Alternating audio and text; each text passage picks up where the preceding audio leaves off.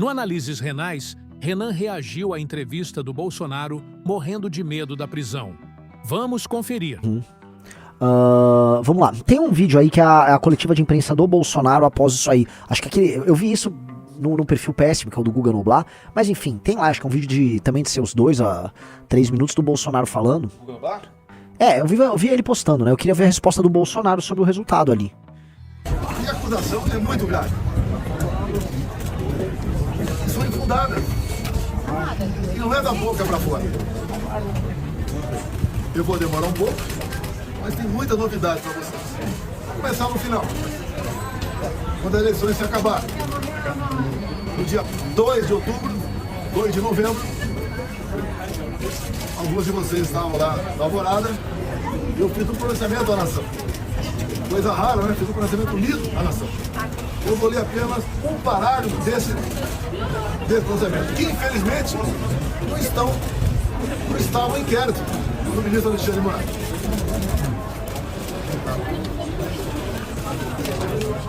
Lá, o terceiro parágrafo, bem curtinho.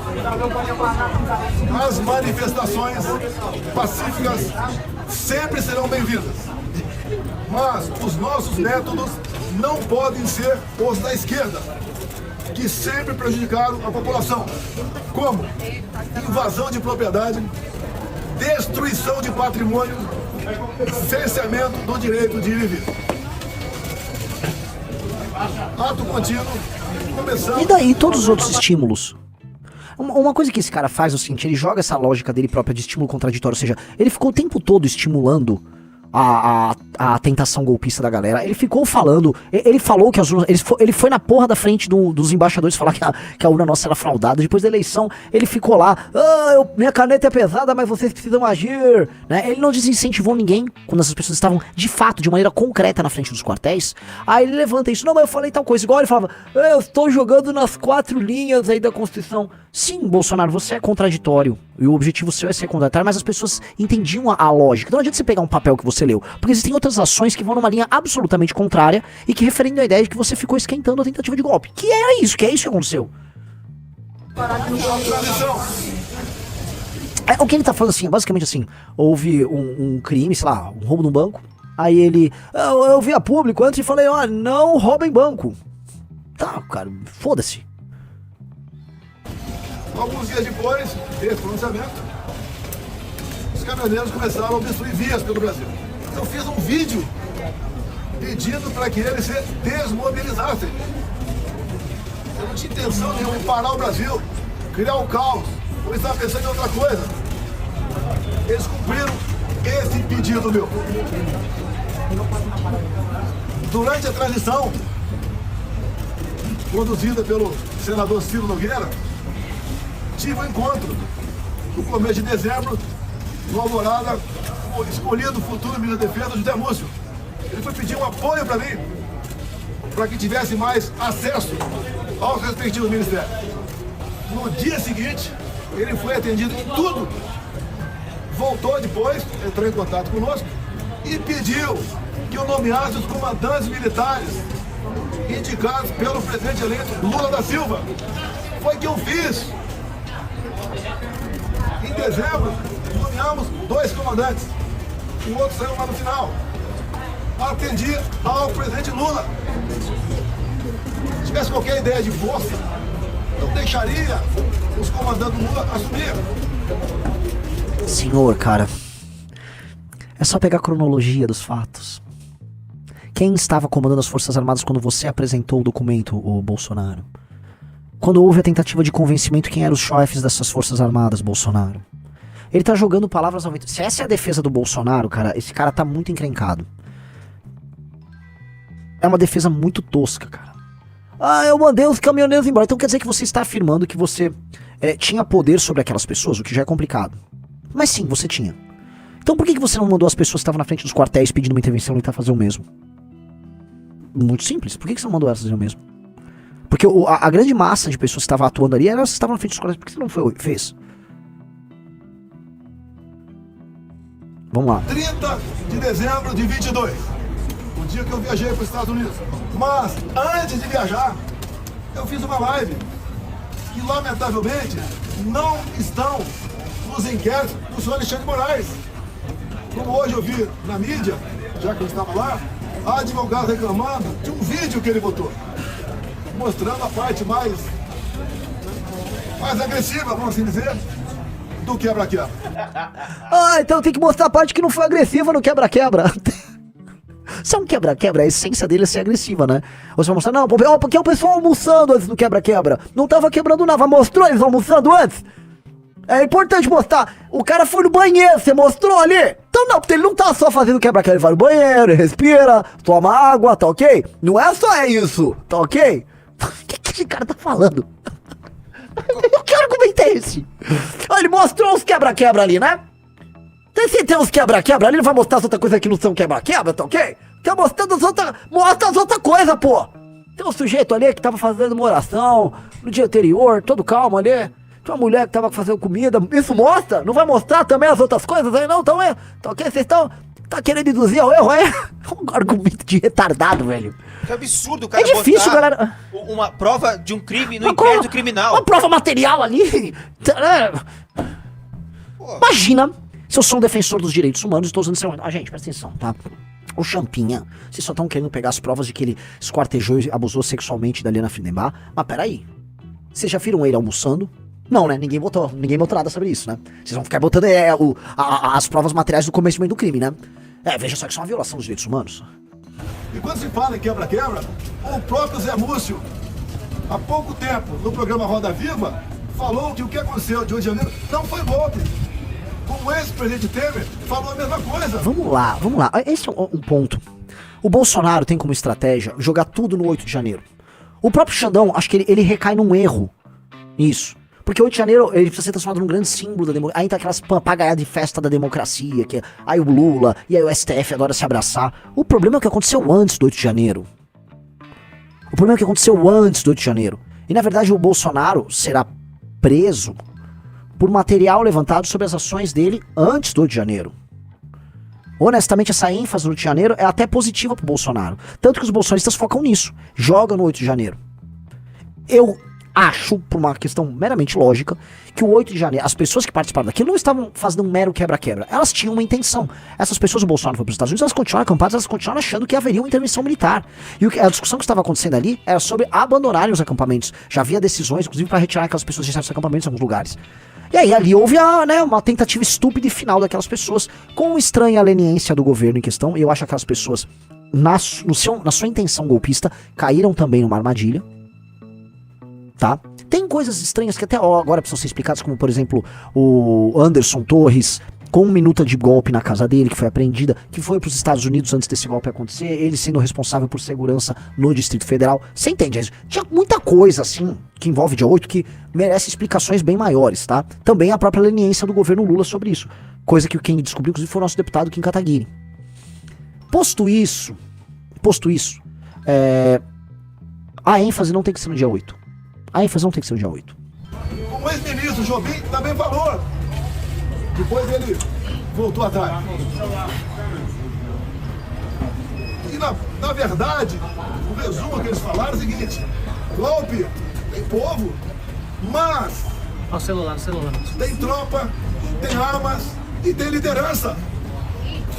Um ano de investigação. Volta.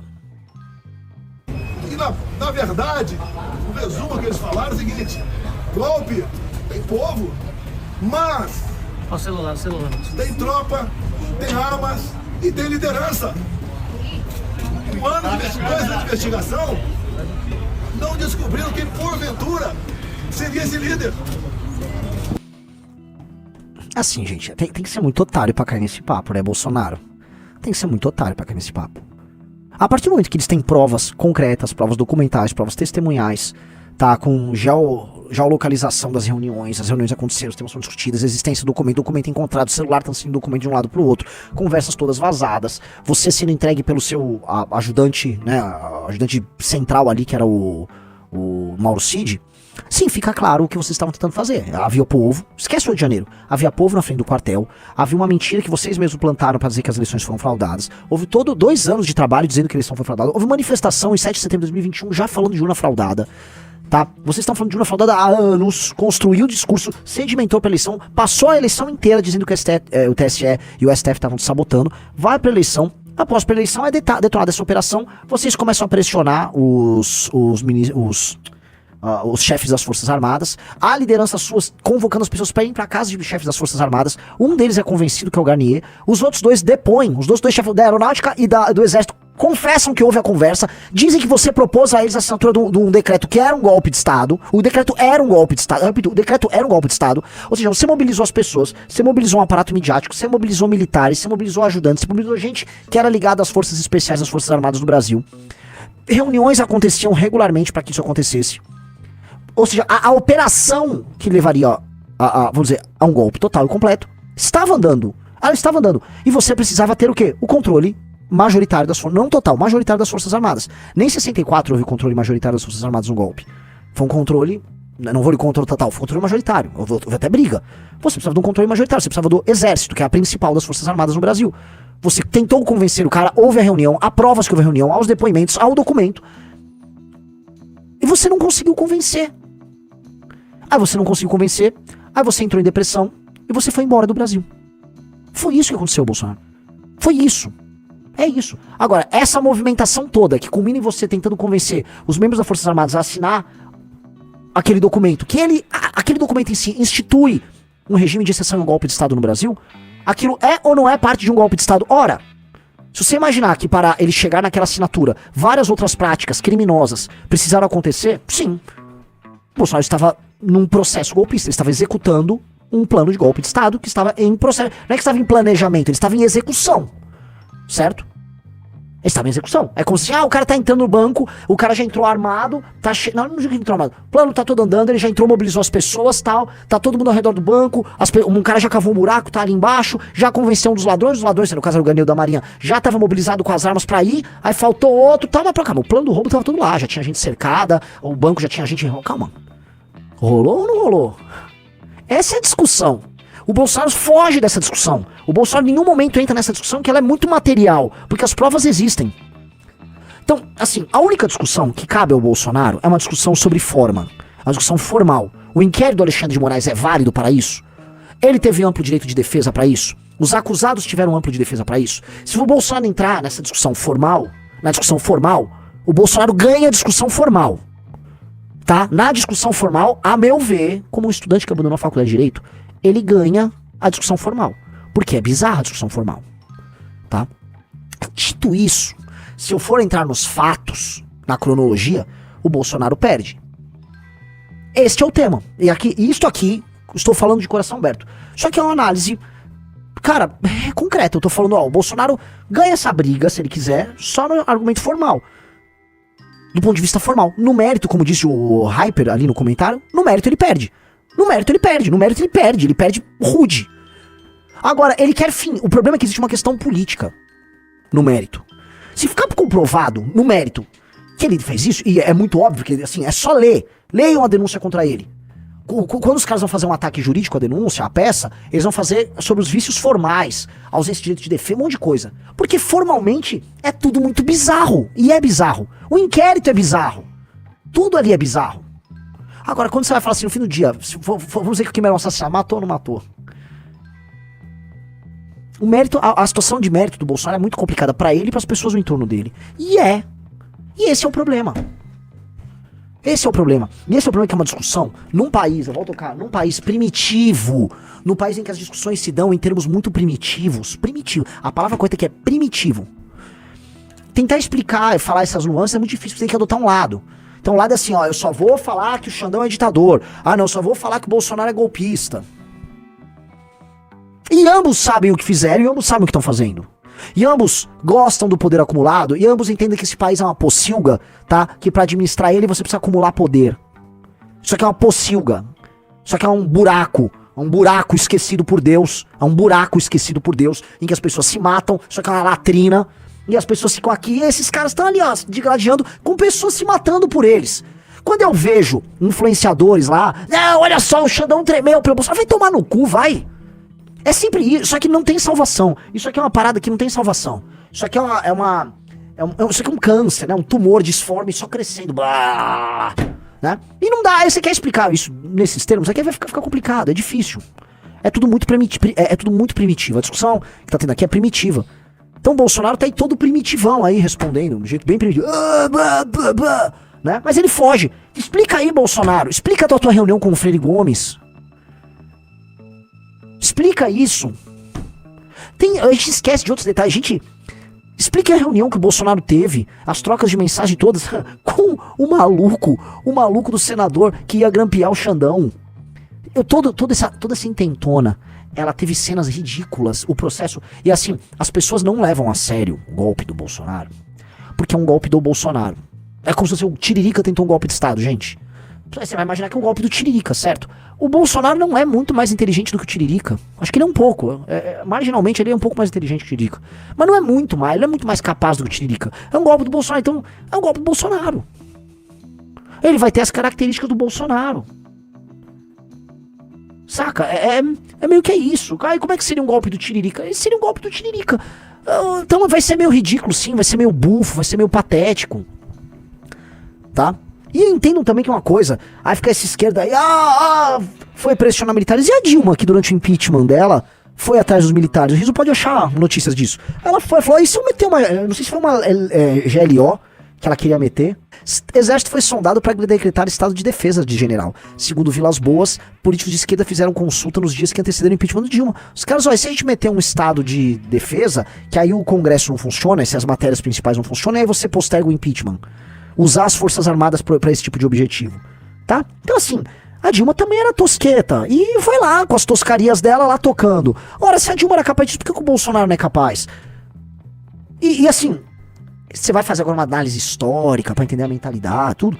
Pô, o Bolsonaro, ele é oriundo da ala linha dura da ditadura militar.